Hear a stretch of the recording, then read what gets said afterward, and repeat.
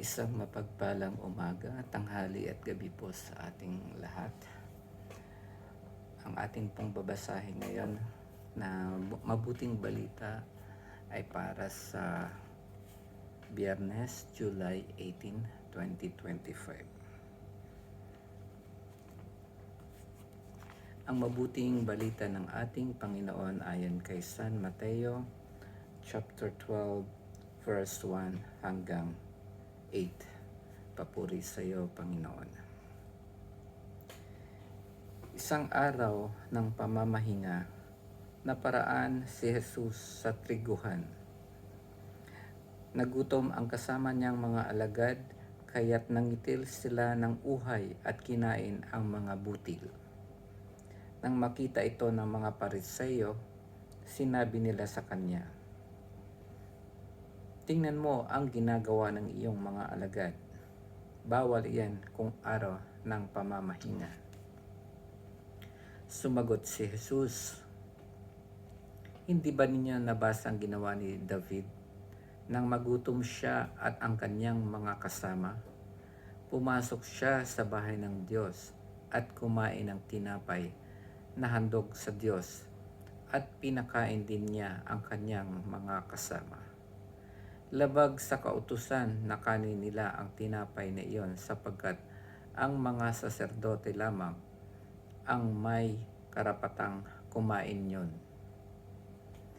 Hindi pa ba ninyo nababasa sa kautusan ni Moises na tuwing araw ng pamamahinga, lumalabag sa batas tungkol sa araw na ito ang mga saserdote sa templo, gayon may hindi nila ipinagkakasala iyon?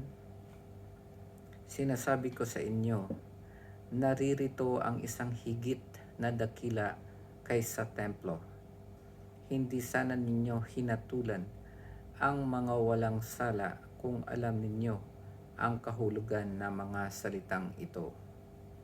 Habag ang ibig ko, hindi hain, sapagkat ang araw ng pamamahinga ay nasa ilalim ng kapangyarihan ng Anak ng Tao."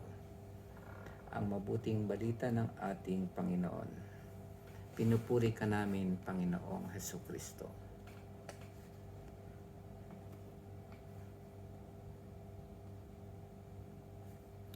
Ayon, ang ating mabuting balita sa araw na ito ay tungkol sa araw ng pamamahinga o Sabat. Sabat, pero ang sabi ng Panginoon, siya ang may kapangyarihan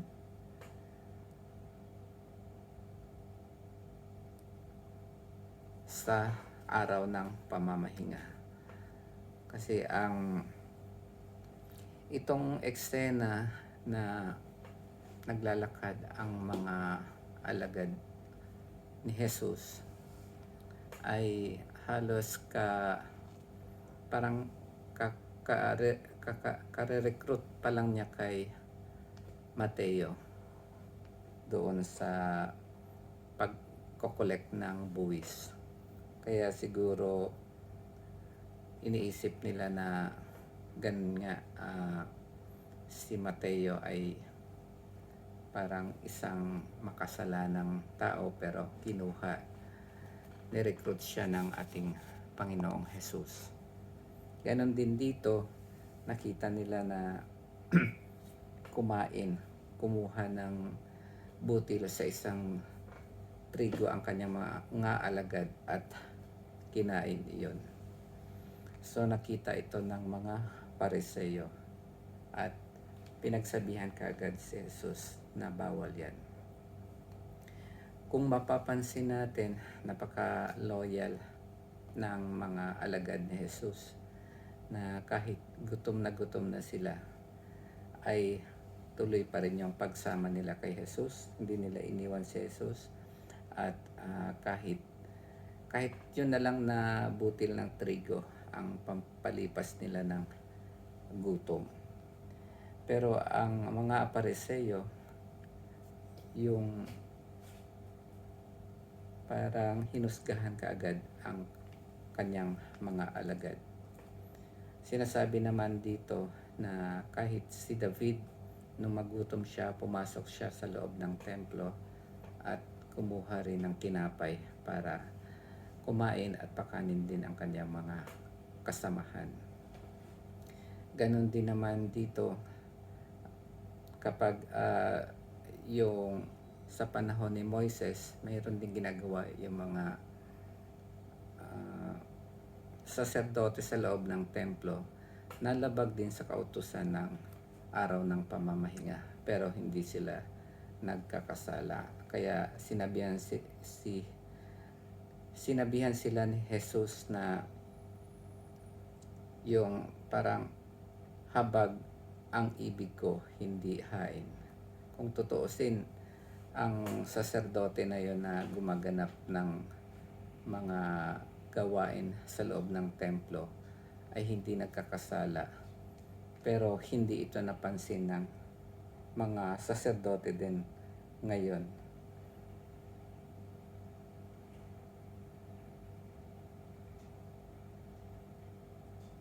Pariseyo pala ngayon yung nanita, kumbaga sinabihan si Jesus ng mga pariseyo.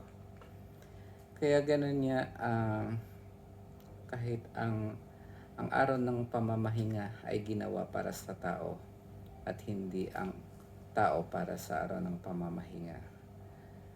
So, pwedeng kung ang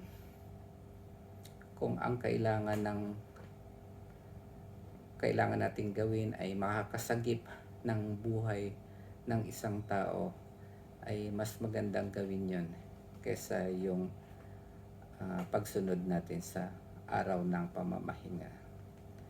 Ang maganda sigurong aral nito sa atin ay wag tayong mapanghusga, kasi ang nakikita natin ay baka hindi yon yung hindi natin nalalaman kung ano yung mga dahilan kung bakit nila yon ginagawa.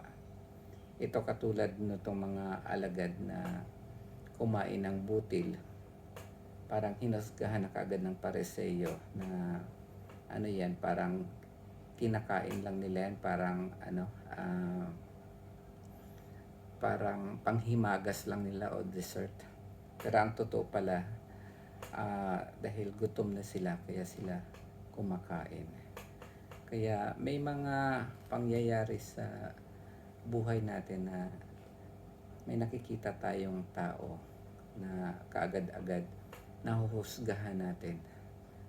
Kaya ang mensahe sa atin ngayon, sa tingin ko, dito sa ating nabasa sa sulat ni San Mateo ay huwag tayo kaagad maghusga at maging